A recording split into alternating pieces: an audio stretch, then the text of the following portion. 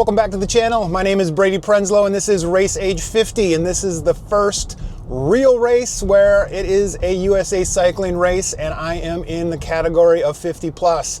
We are at the LaCrosse Omnium. Tonight it is the Grandad Time Trial, straight up Grandad's Bluff, which always a challenge for a bigger rider like me, but always have fun doing it. I guess I have fun after it is done.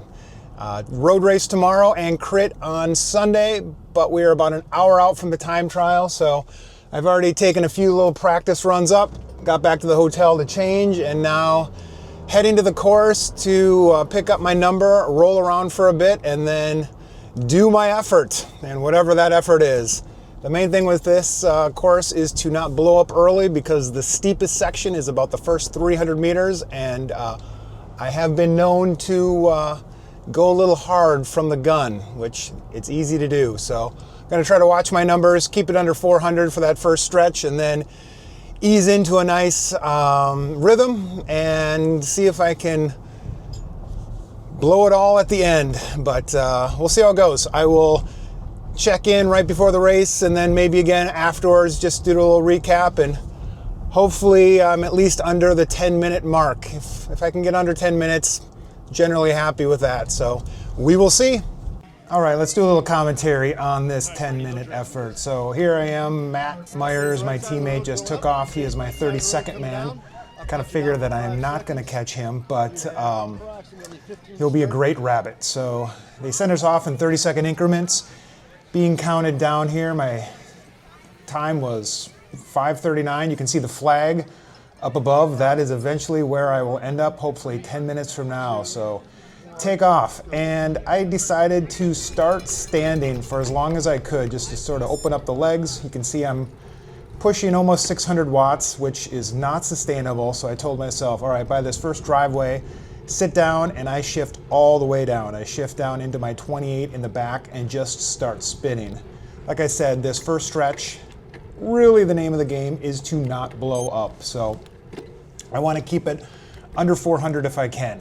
In years past, I got to the top and I was sitting at 600, and that does not bode well for the remainder 8.5 minutes, 8 minutes of this course. So like I said, you can see a little bit from the gradient, but this is the steepest section. This first 300, 400 meters, I'm going at a whole 6-7 miles an hour. And again, keeping my watts under 400, and my heart rate is steadily going up at about, again, 8-10% grade here.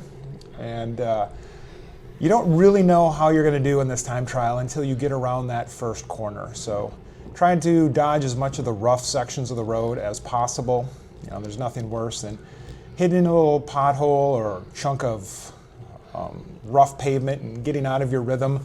I don't have my RPMs here, but of course I just wanted to spin above 90 for as long as I possibly can. And again, at this point I'm thinking, okay, is this sustainable? I'm hitting, just over 400 watts and really waiting to see how I feel when I come around this corner and it flattens out. So just over 10% grade, and then hitting this new little chunk of pavement, this patch on the road, which I'm going to jump onto right here. Wow, we're up to 14, and then it really starts to flatten out here. And then I'm thinking, all right, I'm feeling pretty good. I am feeling all right. And I'm going to try, if I can, to keep it around 400 watts. Not looking back, I can see Matt just up the road, and I'm thinking, my goodness, I might actually catch him.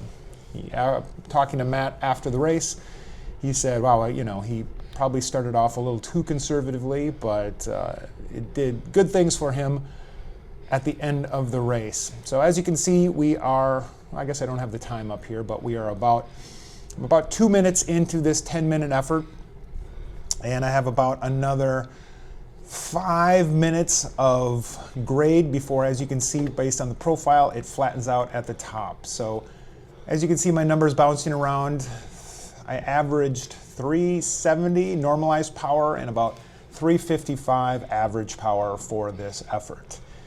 And really I'm trying to figure out if I should stay in my hoods, get in my drops, get on my elbows, and I think for the most part I stayed in my hoods with some pretty bent elbows and tried to really roll up on my sit bones and keep the spin and keep the breathing at a nice rhythm. And once you get to this part of the course, you kind of know. And honestly, when I got to this point, I thought, man, I'm feeling better than I have in the last several years doing this time trial. My PR, I believe, was in 2018, which I think I ended up at like 9:40. So like I said, anything under 10 minutes, super happy with, not super happy, but I guess not disappointed. So if I got to 10:04, 10:05, 10:15, something probably had gone wrong and I would have been upset. But pretty happy again, getting close to 400, doing all right, feeling pretty good. And you know, about 25% done with this effort. And you always forget, unless you live here, you kind of forget how many corners there are. I guess I wouldn't call them switchbacks, but how many little corners you think, okay, when you get to the Alpine bar, you can see the Alpine bar at that really tight switchback at the top of the map there, but I still have quite a ways to go here. And I think if I was to do anything differently, you can see my watts are, well, they're up to 400 now, but if I would do anything differently, I would try to push about 5 or 10% higher right in this section. But again, I'm not even halfway yet, so I'm still worried a little bit about blowing up. And then here you can see it really flattens out, 3%. Still only at 13 miles an hour, but cruising right along. And again, I think this is really the section of the course that you can probably gain the most time. I'm going 13. If I could pick this up to like 16 or 17 miles an hour, just think about how many seconds could be gained. So here I'm sitting in the low 300s, and I really wish I was closer to the high 300 watts or 400 watts at this section. Looking at my data in Garmin, this is probably my biggest dip, and I wish I would have shifted up like one more just to really cruise this section. But it's still, 6-7% gradient, and I'm still quite a ways from that roundabout at the Alpine bar. So again, pushing right along. I did a quick head turn to see if Laszlo, and I'm Laszlo's 32nd man, so I kind of figured that he would pass me, but it probably wouldn't be until the end. And when I turned around, he was probably 15 seconds back at this point, and I thought, well, I might be able to hold him off unless he has a really good sprint. And as you can see, once we get up to this roundabout, it really flattens out. So the start of this race this year had a headwind. Okay, you can see I attempted to get down on my elbows, and I thought, no, that's not efficient. But man, I could see Matt right there, and Matt actually ends up beating me, I believe, by about 13 seconds. So he really had a good, I guess that isn't Matt, but he had a really good final race, or final part of his race. I believe that this is a 35 plus rider, possibly. But this was the only rider that I ended up passing during my effort. I kind of forgot that I did that. It's funny how you black out a little bit or forget things during a specific effort. But now I look to my right, and this is always a good sign. You can start to see, all right, that is the top. That is the top of the gradient. When you start seeing the trees and you don't see any bluff behind the trees, you're like, okay, getting close. And you come around this corner, and you can see the Alpine bar.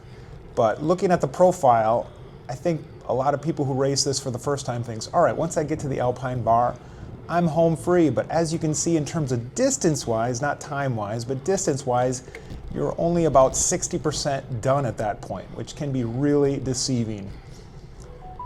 And there are about 2 more pushes of gradient coming up here. The most steep is right after your turn. So I back off. Well, I try to take this wide and keep pedaling and get my momentum going. I do get out of the saddle here. I stay in my hoods, but push up this climb, 600 watts-ish, 500 watts, I guess.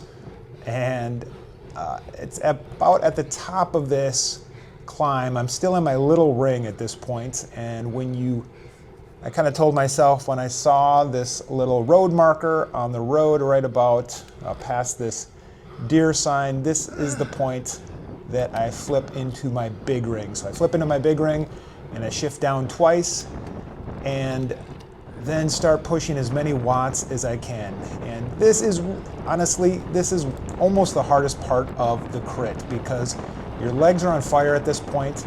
You're used to going 12, 10 miles an hour, and now I'm past 20 and just flying. And there's one little hill here that is sort of deceiving. You think, oh my God, I'm getting close here. I'm to the radio tower, and you are dodging speed bumps along the way. I'm surprised there hasn't been a crash there with people coming down and guys going up.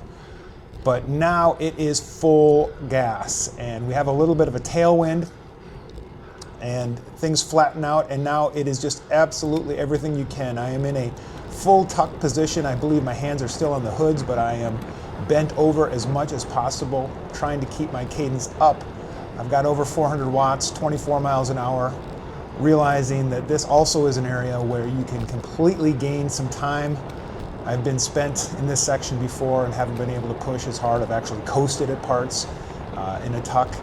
So over 200 watts. I wish it was more of like 400 watts, getting really close to the finish here, but it's still a few more turns, over 30 miles an hour, which feels sort of bizarre after climbing so slow for the first 6 or 7 minutes. And based on my data, I do a quick look down. I'm at 9 minutes or so, thinking, okay, I'm going to have a decent time. I'm going to be under 10 minutes, but how far under 10 minutes? Keep pushing, keep pushing, keep pushing.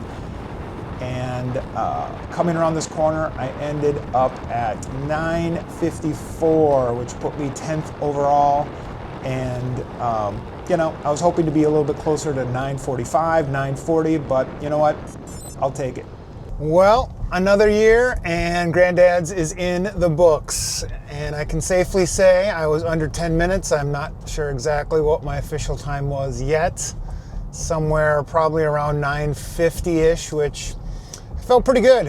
I kept it pretty easy that first stretch and still was able to lay down some power. I think my biggest limiter this year was my weight. I'm about 7-8 pounds heavier than I want to be, and going straight up a bluff, that makes a difference. So anyway, super happy. You know, I don't think it was a PR, but still had a very good race. I have a feeling that the top of the podium will be donkey label, donkey label, donkey label. So we should have a pretty good team showing here going into the road race tomorrow. But I'll take a look at my data and see how things shook out. But very fun night racing my bike, and ready to get some pizza in downtown LaCrosse right now.